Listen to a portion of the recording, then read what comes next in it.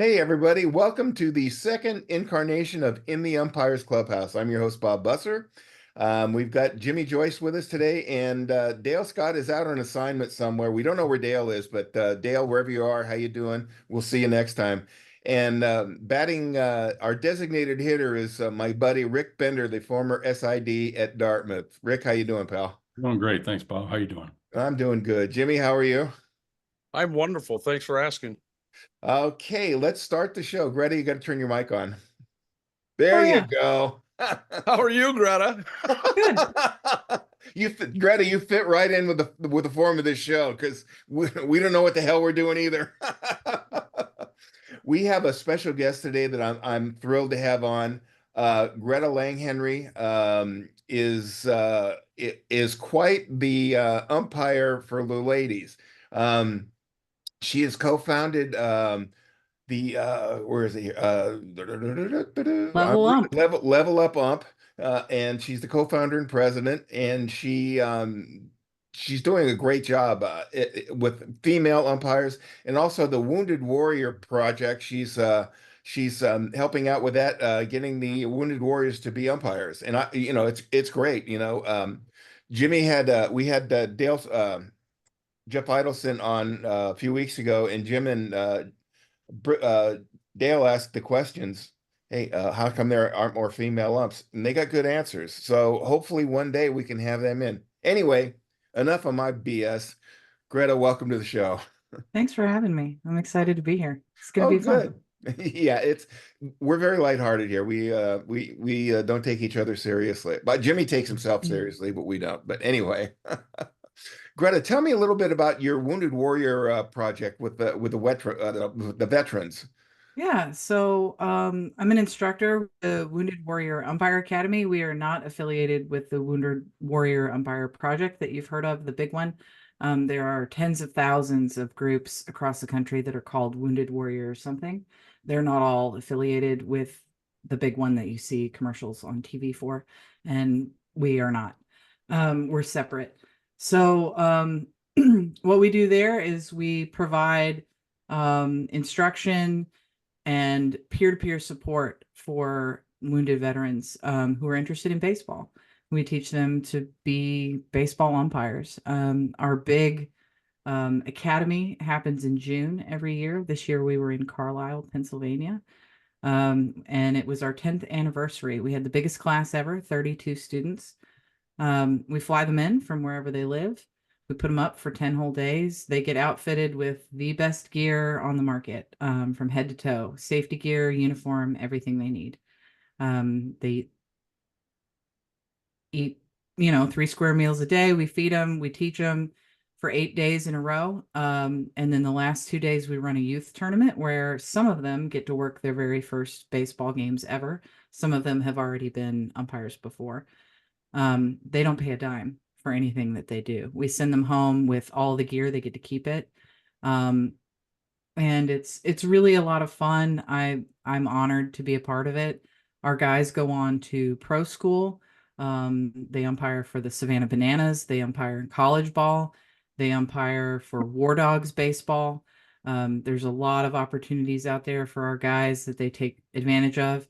But the difference between our organization and other organizations is that we offer that peer-to-peer support is really the operative word. So sure, it's cool if they're great umpires when they leave, but that's not really our goal. Our goal is to make sure that they're not alone, that they know that they have brothers and sisters to look after them, and then they're a part of our family for the rest of their lives. I talk to guys from the program literally every day. And I'm a civilian, and they love me anyway. So it's a lot of fun, and it's something I'm really proud to be a part of.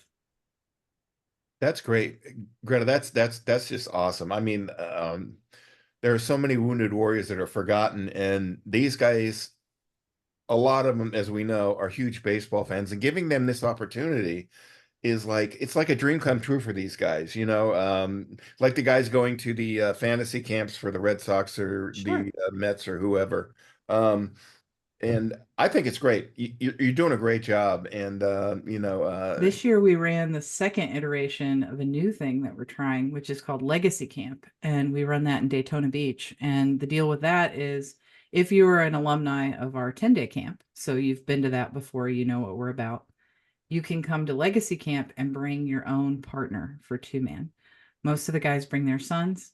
Last year we had a guy bring his daughter, which was really exciting. And we can talk about her a little later. And we train you together as a 2-man crew. We outfit the person you brought with everything that they need, and you take all your reps in the drills together, and we send you home. So now not only can you work and get out in your own community, but you can get out and do something outside and active and share something with someone that you love. So that's really special, and I'm proud to be an instructor for that too. This was our second Well, year. I just want to qualify one thing right now.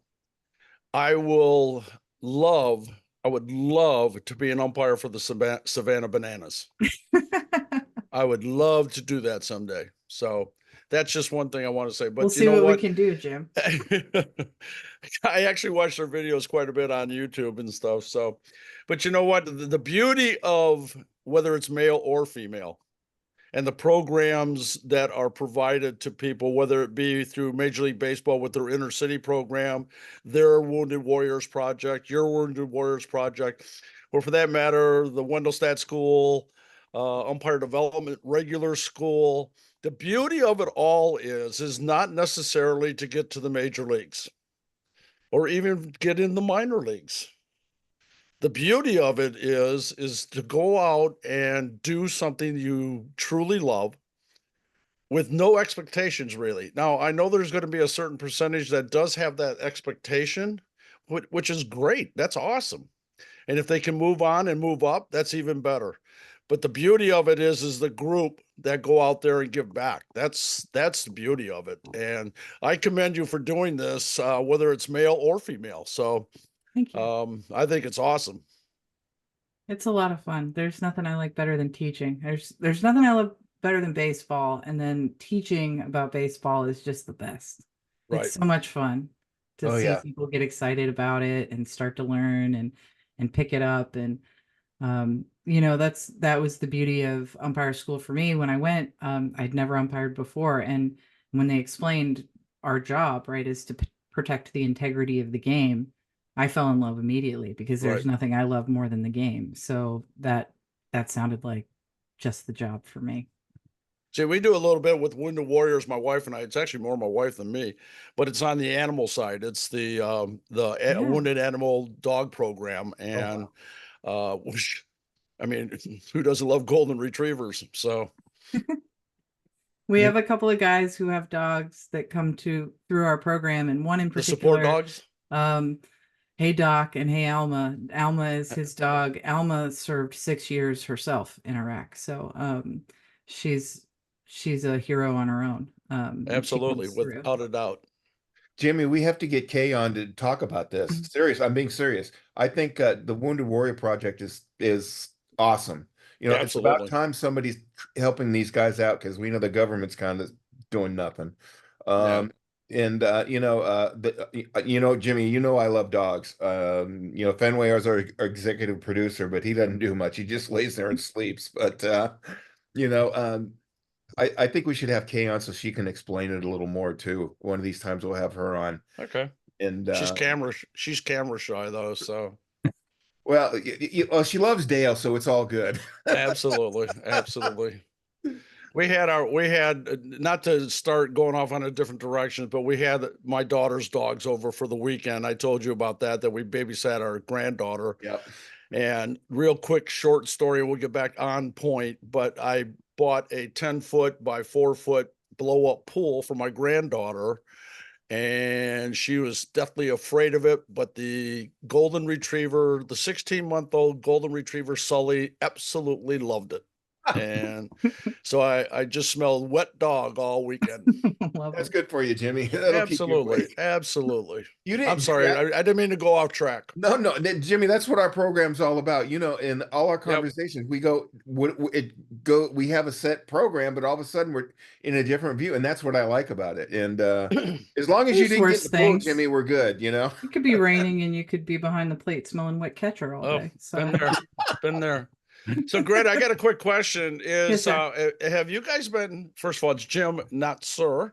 And no, have you guys had any type of communications with Pam Postema by any chance? No, I haven't been able to talk to her yet. See, I think that would be a I would love to. I don't know if she has a sour taste or not. I mean, it's been quite a few years, but Pam was the one of the ones females that I had interaction with in professional baseball. As a matter of fact, we talked about her last week. And to this day, if anybody asks me, and if they care about my opinion, Pam should have been probably the first major league female umpire. And really, there was no other reason other than politics and, you know, a little bit of, I don't know, I can't think of the right word without being offensive. So, Male testosterone. yeah, in that direction, Chauvinism. yeah, male Chauvinism. superiority, and but really, Pam gutted it out for a good did. portion of time, and Got her picture. if she, Yeah. yeah. If she listens, if she's listening by some chance or picks it up by some chance, I hope she gets in contact with you guys, and because that she would be I would love to like talk you to said, her. she'd be a picture on the wall. So, Yeah. I'd Doesn't love to Dale talk to knows her, doesn't he? Doesn't he, Jimmy? I pardon think me? doesn't Dale know her like a little bit? We all knew her. We just don't know where she has ended up. There was the last time I saw an article, I think she was still in Ohio, I think. And I really don't, I've lost track of her, to be honest with you. And but she gave a good portion of her life to baseball, and unfairly had to leave, in my humble opinion. That yeah. You know, Jimmy speaks from the heart. I know that. I've known Jim for several months now, and Jim's an honest guy, and so is Dale. That's why we do this show. And hopefully I'm going to do some digging, and I'll see if I can get a hold of Pam somehow or send her an email and something like that. I'd love to Right. have her on to hear her story, because I think that would be fascinating, you know, to hear And her. a lot of it, to be honest with you, was not only from management, players, but also some of it came from umpires. And unfortunately, but it was a different era, just like we're living in a new era today. And it was a different era back then. And there were people that supported Pam, but I would say that it was probably a 75-25 split. And the 25% were behind her, and the people that were in charge did not listen. So, and I still say she'd be retired right now. She'd be like me. She'd be retired. Wow. Well, you know, hopefully with, you know, organizations like Level Ump, that can help change perceptions here. And I'm curious, you know, Greta, you started Level Ump last year. You founded it last year, co-founded it last year. Can you tell us a little bit about, you know, getting involved and how that came about to be? Sure. It was really kind of fun. So I went to umpire school for the first time in 2019, and then I went again in 2020. And I was on the reserve list for 2 years, and then COVID happened, and so I sort of sat on the reserve list for a while. After things lifted and Harry's opened back up, another woman went, Nici Kersey, and after school, she sort of contacted Harry's and said, "Hey, I'd like to establish a scholarship for more women to go to school, because there aren't that many women at school every year." My first year, I was the first woman at either. I was the only woman at either school. So the other, in Vero, they didn't have any, and Harry's had one, and it was me. And she said, "But I don't really know where to look or how to find the right candidates." And so she asked Harry's, and I was lucky enough that they contacted me and said, "Hey, Greta, we have this woman who wants to establish a scholarship, but she needs help looking at candidates. You know what we want. You've been here twice. Will you help her find the right people? And I said, absolutely. I'll talk to her and we'll see how it goes. And we clicked right away. And so the first year we weren't able to get all of our 501c3 paperwork filed in time. So frankly, she just wrote a check and we sent 3 women the first year, just unincorporated.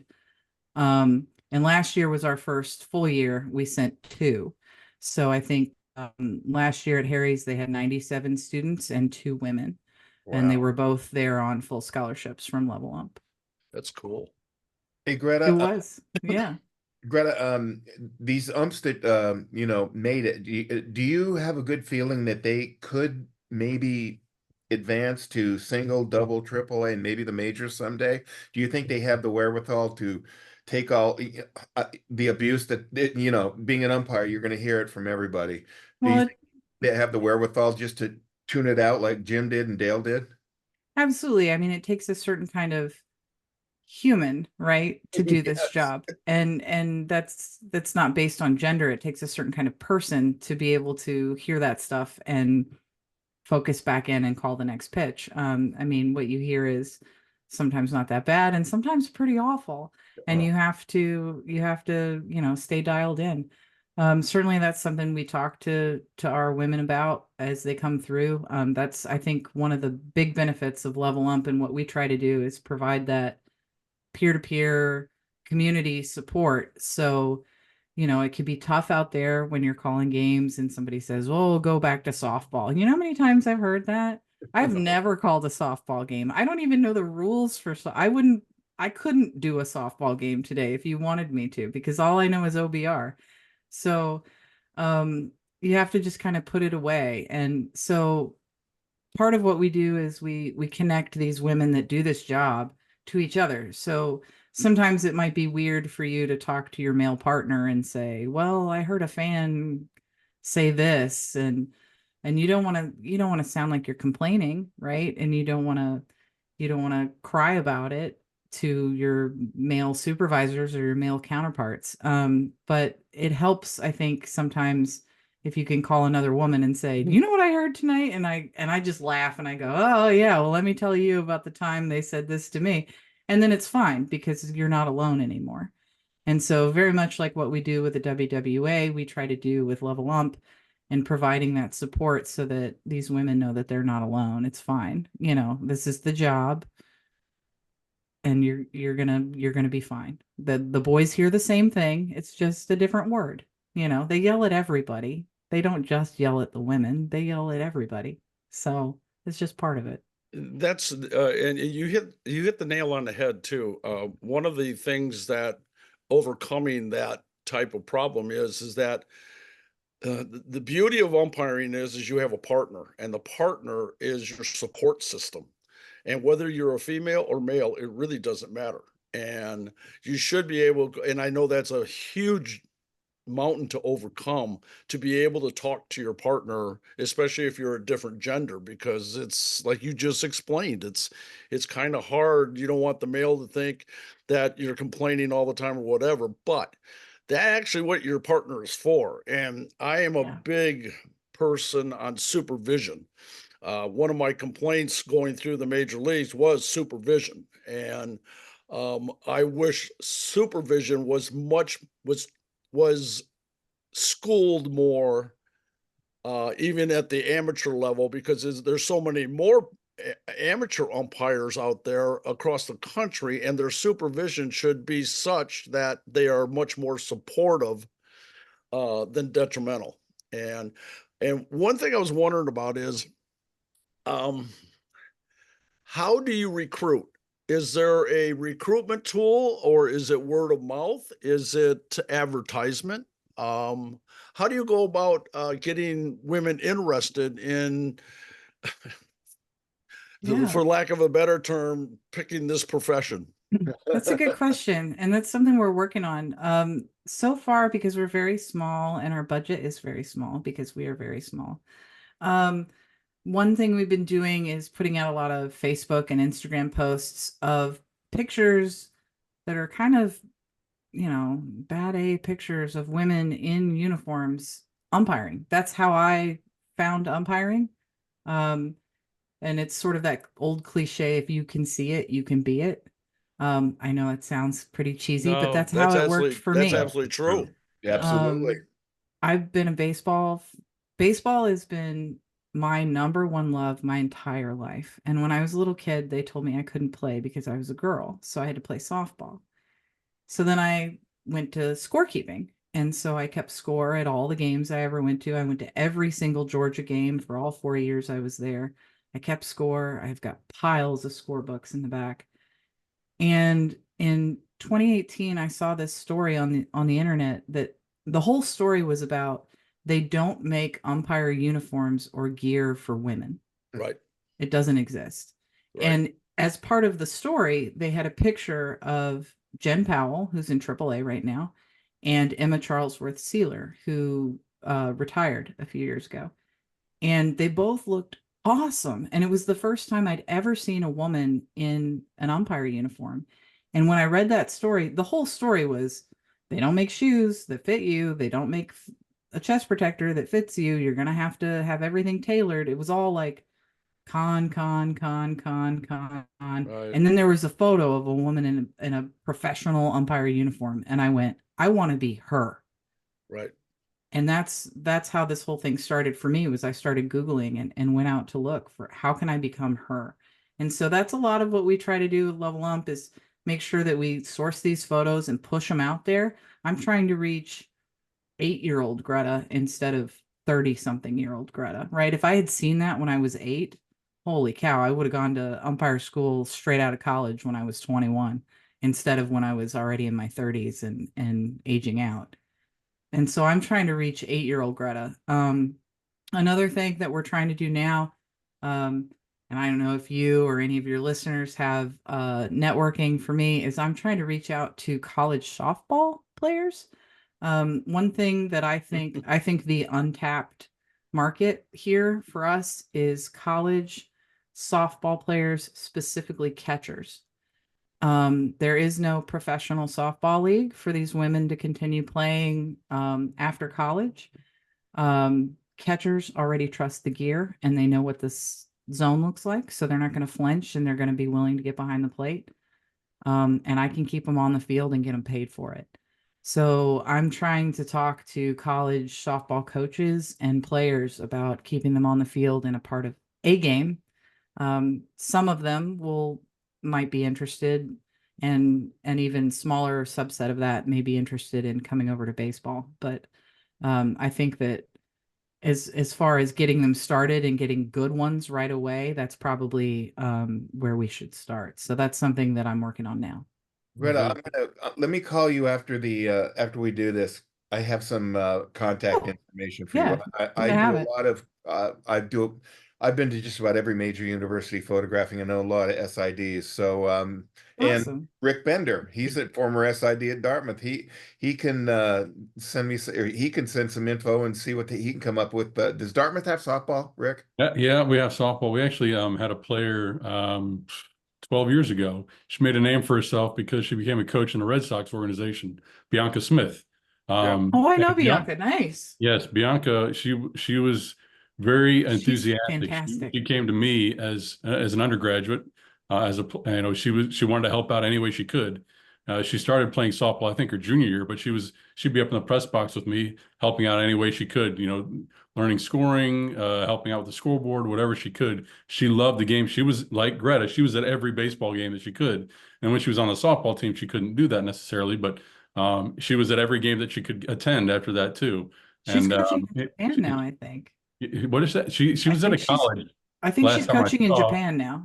It's in Japan now, yeah. So Yeah. she's been all over the place a bit, but yeah, she was a couple years in the Red Sox organization, and one of the people in the front office of the Red Sox was a player that I coached in college as well. So it's kind of connected with that as well. So, but yeah, no, there's a number of softball players who they get into softball because, like you, they love baseball and they need that outlet, and that's what Sure. fills that outlet for them.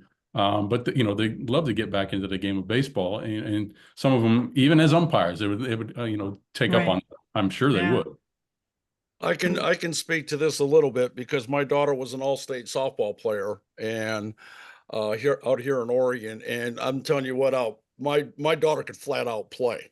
There was if she wouldn't have got hurt, I'm sure she would have had a good college career, but she's blown her knee out 18 times and it's just a mess. She just had uh cartilage reconstructive surgery, I think 9 months ago, but that was her 10th surgery on her left knee. But anyway, um, I think also, Greta, and this is just my humble opinion, after you establish connection at the college level with college players that are seeking to stay in quote unquote the game, there's another big group out there that is worth looking at least, and that's the high school players, because there's more high school players than there are college players. Oh, absolutely. And my daughter actually is to this day a huge Mariners fan.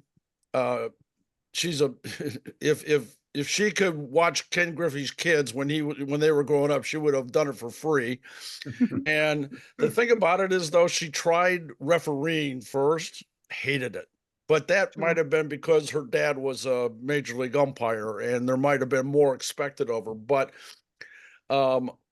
she's never had the love of the umpiring part, but she's always had the love of the baseball, softball part. And that was even out of high school.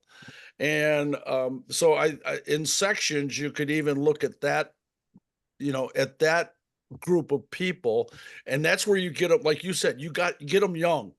Get them young to go out and do that. I do know that out here in the Beaverton area, there are some females. I hate that. I'd hate calling them females. There are some women that are out there and they're doing a lot of softball and stuff. But I agree with you. They should also be incorporated into the baseball game. And there are a couple, but not many. And I also think that the problem is numbers. And but that's just a thought coming from this. There's some no, I love it. And there's some really interesting programs happening right now. I'm in talks with a couple of people that I know. There are some high schools that are offering PE credit for taking an officials course. That's awesome. And doing like an intro to several different sports. You don't get everything you would get from pro school, but you get sort of an introduction to several sports as your PE course. And then you can decide, oh, I really liked baseball, or I really liked the basketball course. And you can go, it's a great way for high school kids, college kids to make extra money on the weekends. Exactly. And so we're talking to a few groups about sort of partnering with them and coming in and being, sending somebody that looks like me to say, hey, and I do baseball and that's all I do. And it's okay if that's what you're into. And I think that support, and again, if you can see it is the big thing. So it's interesting. It's, we're just getting started, but I think numbers will help. I think younger is better. We do a few things. There are Baseball for All is a really cool nonprofit. Justine Siegel runs it. She has teams, girls baseball from like 8U to 18U all across the country. They just had their nationals tournament in Kentucky at the Ripken thing in Kentucky. And they try to hire women umpires when they can, which is really fun. The Boston Red Sox have a fantasy camp that is only for women. They have a separate week that's just women's fantasy camp. They try to hire women umpires, so they go through a lot of the women that work with me. I've worked there a couple times. The AAGPBL, which is the All-American Girls Professional Baseball League from back in the day, if you remember A League of Their Own. Yes. Those women are still around, a few of them, and they run, Sue Zappe is running a tournament once a year in South Florida and Sarasota, where she brings in women baseball players from all around the world. And she pays for them and they fly in, and she hires all women umpires. So it's fun for them. They walk out and go, oh my gosh, look, it's a woman on the plate. And it's fun for us. I've worked that tournament a couple times, and it's fun for me because I go, oh my gosh, everybody on the field's a woman. And not that I want that every day, but it's fun once in a while. You sort of go home with a fuller heart and a renewed, I'm not the only one. Because if you're on the road every night with your male partner in a league where, I worked the CPL, I was the first woman to ever work the CPL, and you're alone every night, it feels way more lonely. And then once a year you get this kind of, oh my gosh, look, there's 150 women out here that all love the same thing, and you sort of go home full, and that carries you through the long nights on the road with whatever else you're dealing with. So yeah, you spurred a memory too, because to be honest with you, they always ask me how you got into umpiring, and I always have the same pat answer. I just love baseball. My playing days were over, and I just got done playing baseball, so wanted to stay in the game.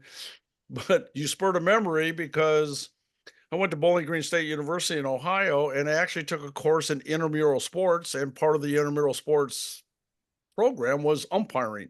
Oh, that's I cool. was terrible at it, but it was actually softball, but it was intramural sports, and a lot of the baseball players, we all got together and said, "Why don't we do this? This will be fun, and then we'll go have 20 beers later." And because it paid, that's umpiring. It sounds like you were doing it right from the start. Bingo. Well, we did it for the right reason, but beer.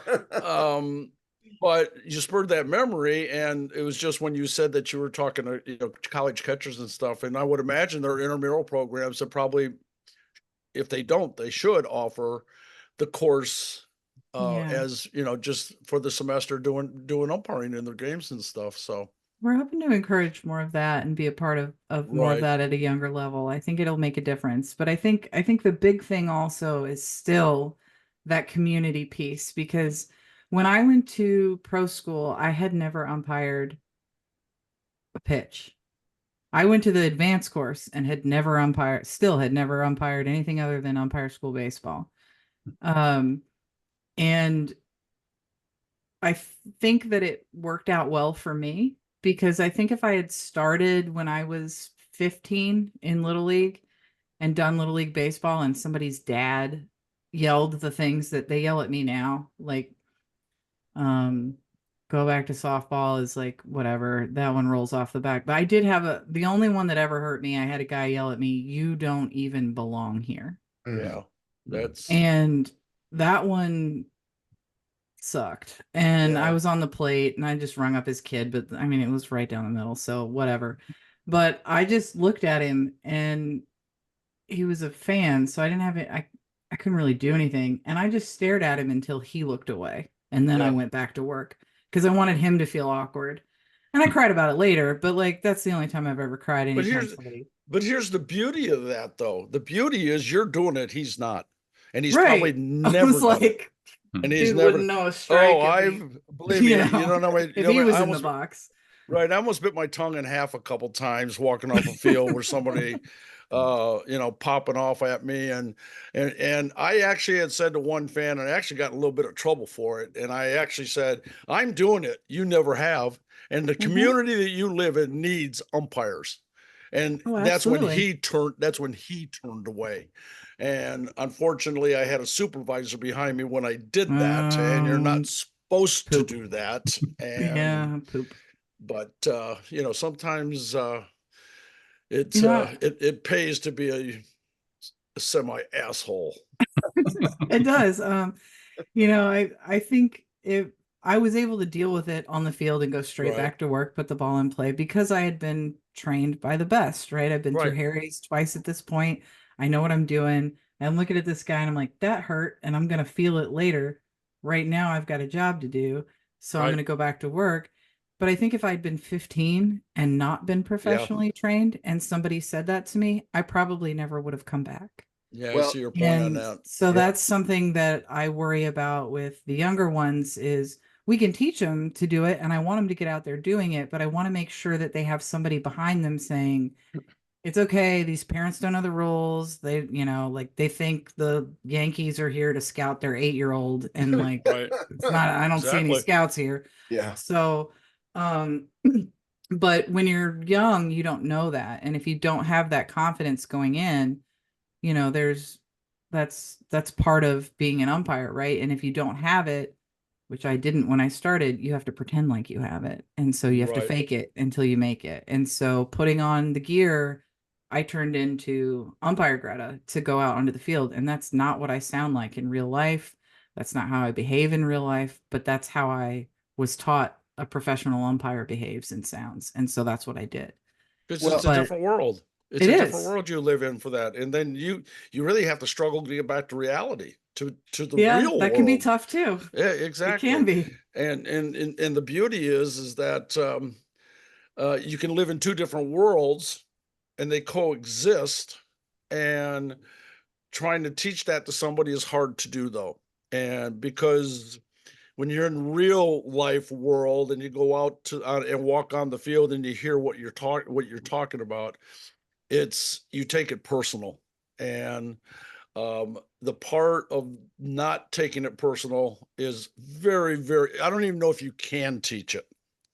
I think it is all done through experience. And like you Yes. said, you experienced it and had to get to a level of where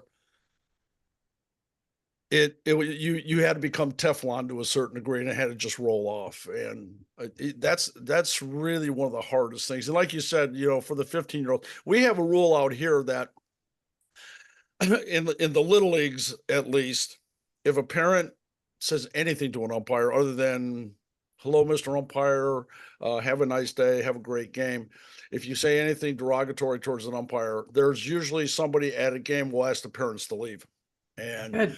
that's toned it down a little bit. And because then there's the problem of you have some supervisors that refuse to go talk to those parents because they don't want to get yelled at. So, Well, you know. but Well, the thing, I'm infatuated with, and I've been pro woman umpire a long time, and I am seeing the numbers increase, especially with the ability Yeah. to watch the College World Series Yes. and to see there are more women that I don't know her name, but in the finals this year, in the final game, was a woman plate umpire, and that was to me huge, Absolutely. and I think that's I think that's a big step, and like you said, that's college level, but you know what, it needs to be on the pro level too. So Yeah, I we're at think, 16 now, I think, in history for pro level. And when I graduated school, we were at 8. And that's not that long ago. So 16 is pretty good. see, when I got into it, there was one, and that was Bernice. Yeah. There was Yeah. one. well, that's the thing, And Greta. And Jimmy, you, Dale, and I have talked about this.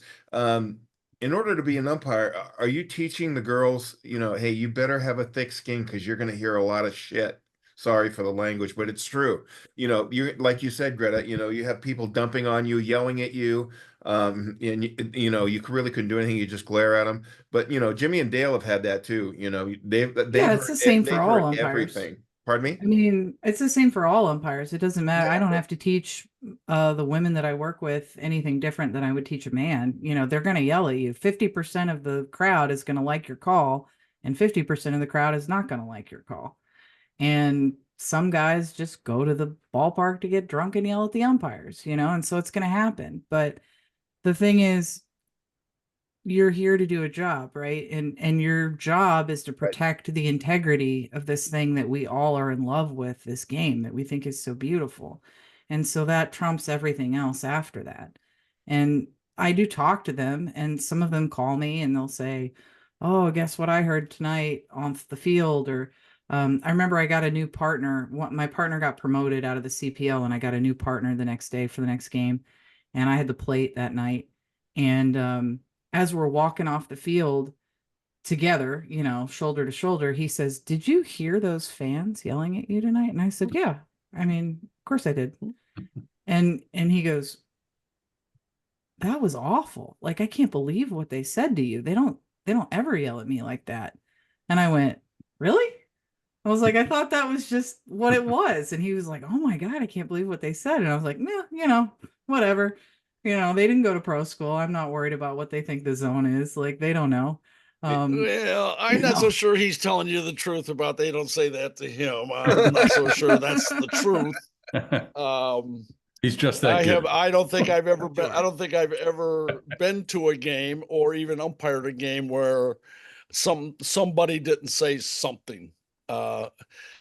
And like Bob was saying, first of all, Bob, in my humble opinion, you can't teach thick skin.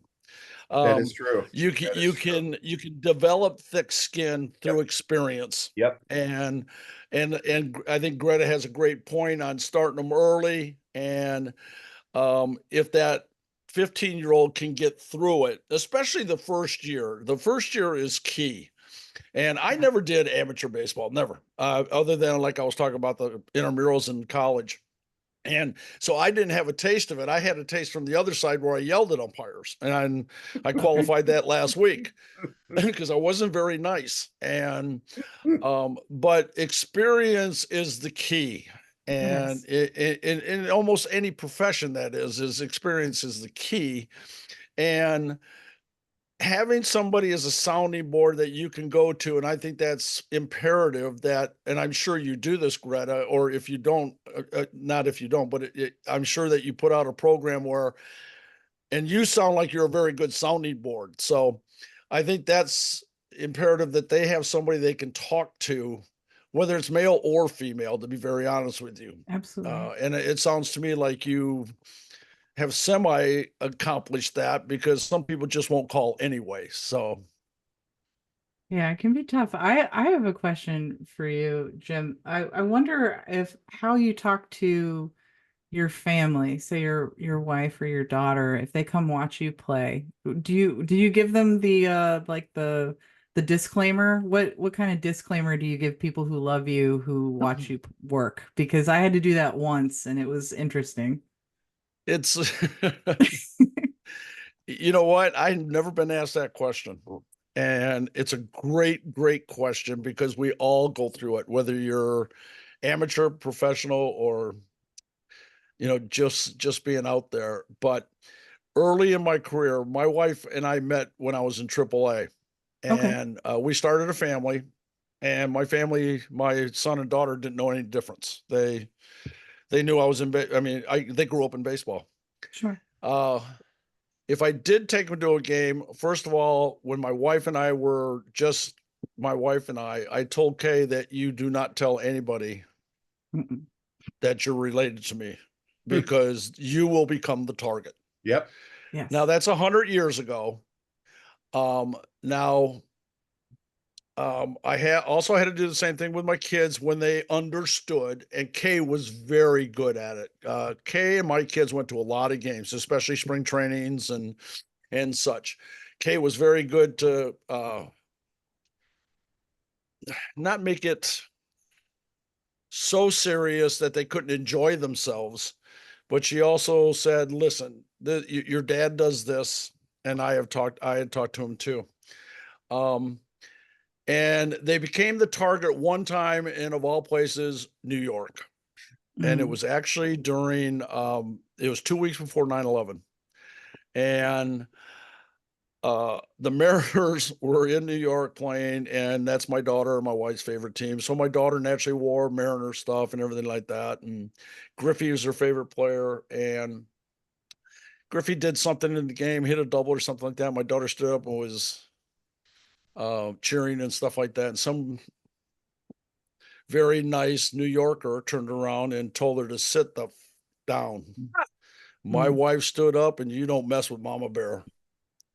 And my wife went after this guy to where the point where the usher actually had to come down and talk to the guy, not my wife. And Kay told me that story, and I went to Yankee management and actually had a talk with, can't think of the GM's name right now. Ryan Cashman. Cashman. I actually had a talk with him about it, and he said, don't worry, that'll be taken care of.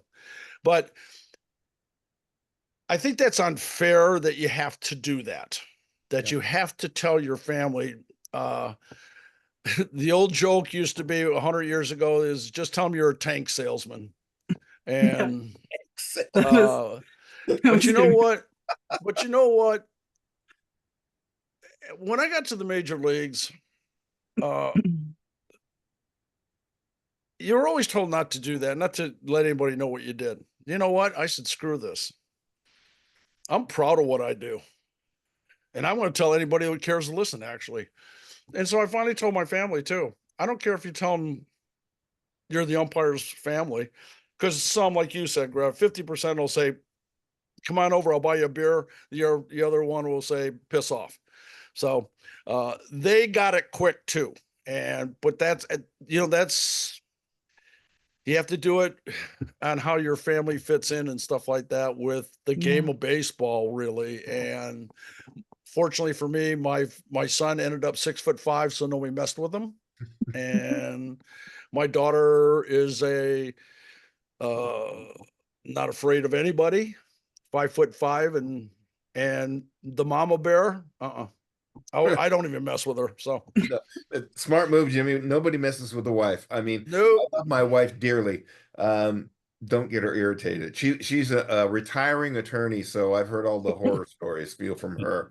It's the same thing, Greta, like you say. Noreen will go to court and these or she'll do a depo and these he-men attorneys try to intimidate her, and I'm thinking, you're wrong. He said you're messing with Mama Bear. Don't go there because she'll put you out, and she does.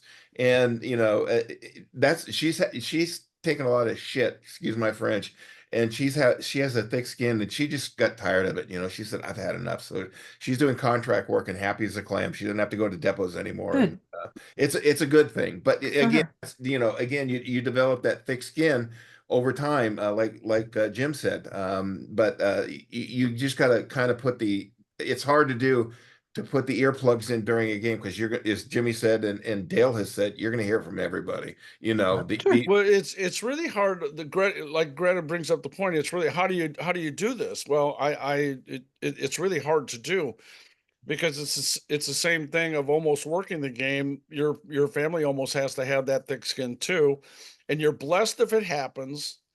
And I know that for a fact. There are some quote unquote umpire families who won't even go to the games because of certain things that happen like that. And I don't have a right answer and I don't have a wrong answer for that one. It's a case of let it play out and see what happens, and try to explain to them that yes, it affects me, but that makes me even better. And Right. and hopefully that does the same thing with you guys, because my life was, for 41 years, was professional baseball, and it gave my family the opportunity to do some things that a lot of families don't get to do. And so like I said, there's no right answer and there's no wrong answer on that one. It's whatever comes from the heart on it, actually. So Yeah, I appreciate you sharing. I've never had that question. I appreciate you sharing that story with me. It was something that I had to do, and of course we lie about our jobs, and that's normally what I ask in short term. If I meet a pro umpire, MLB guy that I don't know, when we go out for drinks after the game or something, I say, so what is it that you do?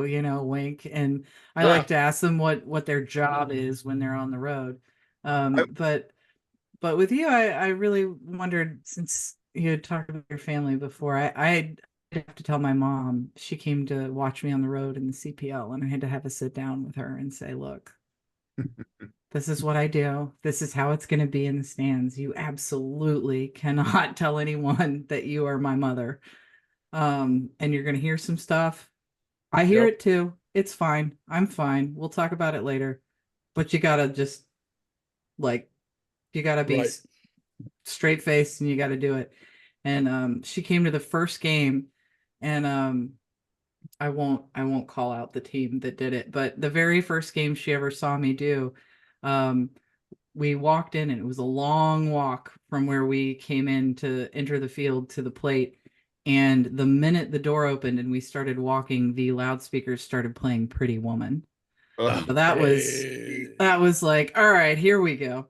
well, they're right and on one then thing, you know. I mean, you should take that as a compliment, I guess. I was like, Been well, it around could have, now. yeah, it could have You been know? worse, you know. Yeah, I'll it could have take been it. worse, yeah. But right after that, Only if the you're a couple Roy sitting Orbison next to fan. them, the couple There you yeah, go. the couple sitting next to her were like, "Oh, are you gonna yell at her tonight?" "Oh yeah, I looked her up. Her name's Greta." And me, I hadn't even started the plate meeting yet, and they're like, "Greta, you're terrible." And my mother's one seat away, going, "Oh my God!" And I was like, "Oh, I guess I'm glad I sat her down yesterday, so she didn't say, 'Hey, that's my daughter,' because like that wouldn't have gone well." Yeah. But I don't have I- much umpiring experience myself. You know, I did about 5 games. Summer I was playing collegiate summer league ball and Great Lakes League, and I got roped into umpiring a few games at the little league level, 11, 12-year-old. And it was 33 years ago, and I can still remember one thing that was said to me by a parent, because the game ended on a ball where I ruled it was trapped, allowing the winning runs to score, and a walk-off win. And a parent from the visiting team came up to me and said, "Now I didn't see why they call us the screw joint of the county." I can still remember him saying that, you know, and I kind of like, I'm not even from here. I don't care who wins, you know, yeah, but I can still remember that. And and those are things you're going to hear every day. You have to just yeah. kind of brush off when Yeah. the day comes to an end. I think that's why it's so important to have that thick skin that Jim's talking about, and to have that, like, to have somebody to call after the game and Yeah. say, "No, I saw it trapped. I know I did." And then have the other person say, "Well, then good. You did what you needed to do," and to feel a little better about it, because without that confidence of your partner or somebody to talk to after the game, it's really easy to quit. And that's why since 2018, there are 20,000 less amateur umpires in Right. the United States than there were in 2018. Right. 20,000 people have quit. It's the abuse they get. And that's why, it's because horrible. they don't have that. And it's the lower you go, the worse it is. The lower Yes, it age is. group, Absolutely, the worse absolutely. it You got is. these little teeny kids playing baseball, and mom and dad are screaming and yelling at the umpire or the coach or whoever. How Adorable. come my little Pierpont isn't playing third base today? You know, Kids not and Bryce Harper. Let's you know, go. Like, yeah, exactly. And I will say one thing real quick, and I know Jimmy knows him really well. Angel Hernandez, for all the crap he took, he really had a thick skin. I have to admire Angel for that, because he was stone faced when guys were in his face yelling at him, like the Schwarber thing where it was a major meltdown, and he was really after Angel, but Angel just stood there and took it. And you know, if we ever get Angel on the show, I'm going to tell him that spoke volumes. Who the guy was. I know he was the flavor of the month, and he was probably the most hated umpire in that genre, you know, along maybe with the Cowboy Joe West. And they had heaps of abuse. You know, you hear it even on TV, you could hear the people screaming from behind home plate. And, you know, like you said, like Jimmy said, you got to have that thick skin if you're a professional umpire. The one thing about Joe West, pretty much almost every single umpire that advances to that level is pretty thick skin. There was a difference between Angel Hernandez and Joe West in that regard. Angel Hernandez was not afraid of anybody. I can qualify that. Joe West, the same regard. He wasn't afraid of anybody. The majority of umpires in professional baseball are that way, and they are there to do a job, and their skin is double thick, or our skin is double thick, because the abuse that we took in our careers is, I mean, some of the stuff, I know Greta has heard things that are just off the charts, but it's because of that uniform you wear. And it's double for a female umpire, but it's that uniform. And I actually knew a guy, I can't think of his name right now. Alzheimer's setting in slow but sure here. And Please no. I asked him one day, it was in the Texas League, and I actually asked him, I said, "You don't like umpires, do you?" He says, "Nope." He says, I hate umpires. And I said, have you ever umpired a game? I said, other than from the dugout? And he says, nope. And I said, well, there you go. And, you know, and that's, that actually is a very true statement about the uniform. You know what? It doesn't matter what's in the uniform. There are people that absolutely hate officials. And, and I don't get it. But even for the female umpire that goes out there, it's triply as bad though, and it's not deserved one iota. So well, it's the only job, right, where they expect us to be perfect on opening day and get better after that. So we don't use the word perfect on this show, Greta. Because hell, none of us are perfect on this show. No, I know, but that's what they expect. That's the I point. know it's true. That is very true, and you know, I said it for a different reason. well, you know how that's why I started the show with Dale and Jimmy. I approached him and I said, "Look, you guys need a voice," and it's been a hit so far. I mean, it's clicking, and you know, like everybody, you know, the umpires, they all have to have thick skins, and you know, the hard part is, you know, when somebody is screaming at you, to let it roll off your back. Sometimes you want to rip the mask off and go get them, and you have to pull back, and that is very hard to do, you know, because you can get heated, even female umpires. It's the same thing. Jimmy will attest to that. There's times you want to go in the stands and pound a guy, but you can't do it, you know, because it gets easier. I think once you've heard it a few times, you're like, okay. Yeah. And I had the massive benefit of my out. So they do an intake interview at pro school and they ask you what you want to do with your umpiring or whatever. And then you do 5 weeks of school. And then on the last day, you get your report card, right? And it has everything in there. You get an A, B, C, D or whatever. And a major league umpire sits down with you and tells you how you did. And I had the massive honor of sitting down with Jerry Lane on my last day of umpire school.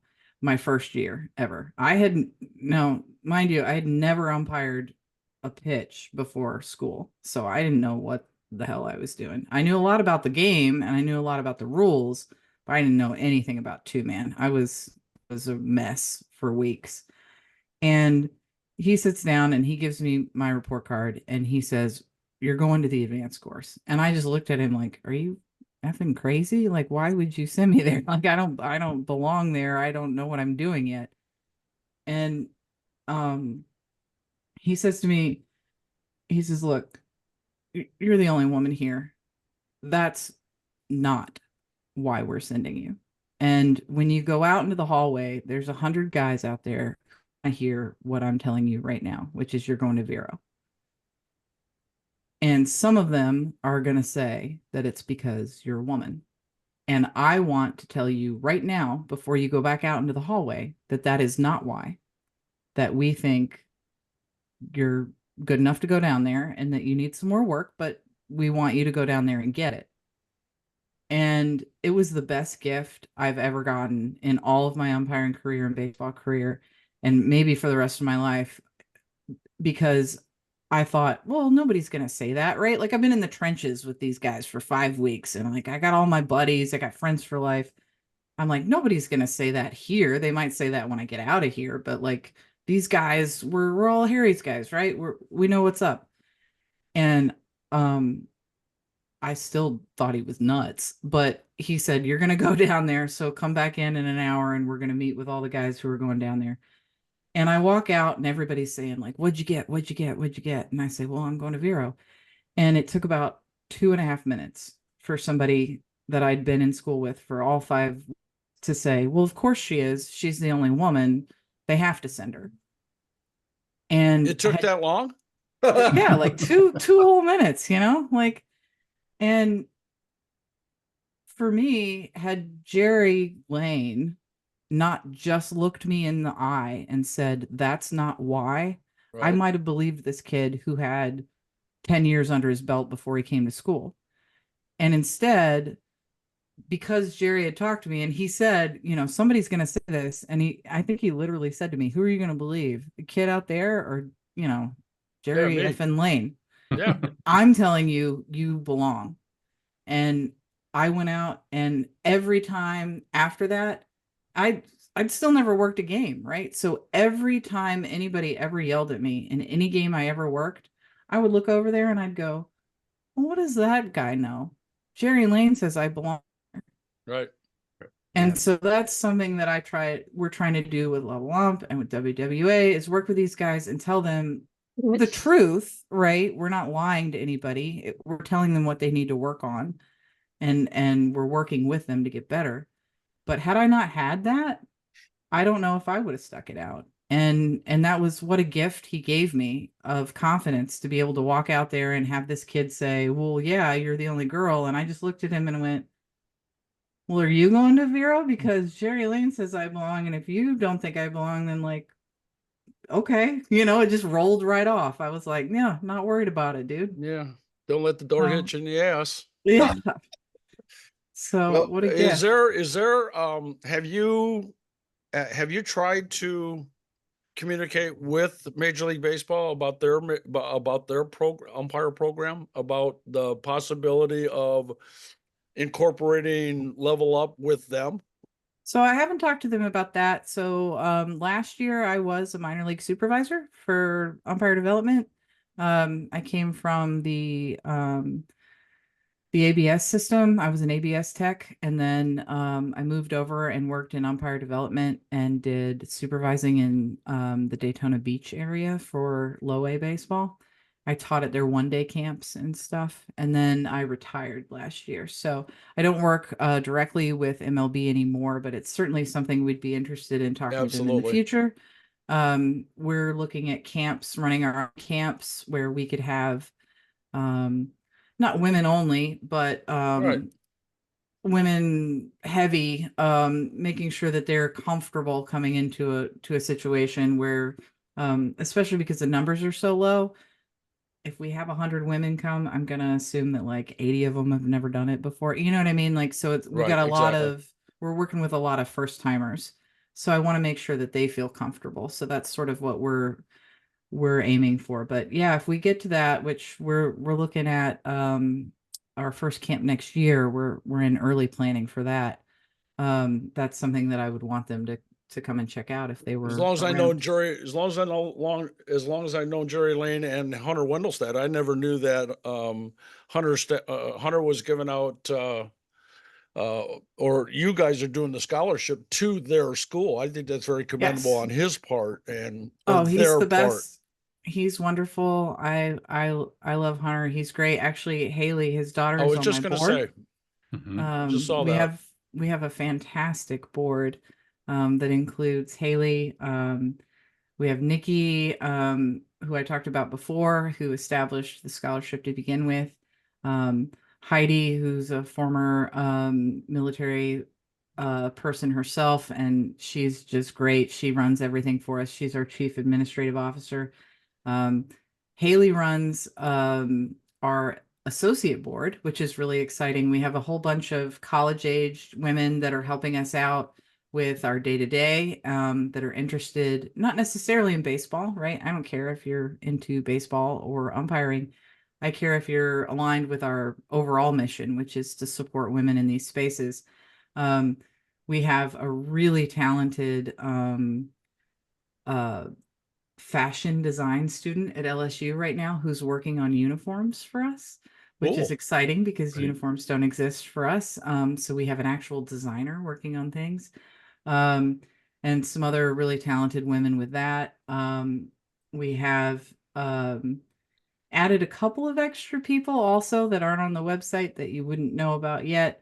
Marvin King, who does college baseball and is a good mentor to me. We work a lot together, and we actually just added our first major league umpire to our board, Junior Valentine. So we're making some strides in getting there. Perfect. Our executive director and my lead rules instructor is Emma Charlesworth-Sealer, who was the 8th woman in history to be a professional umpire. So she runs all of our educational stuff.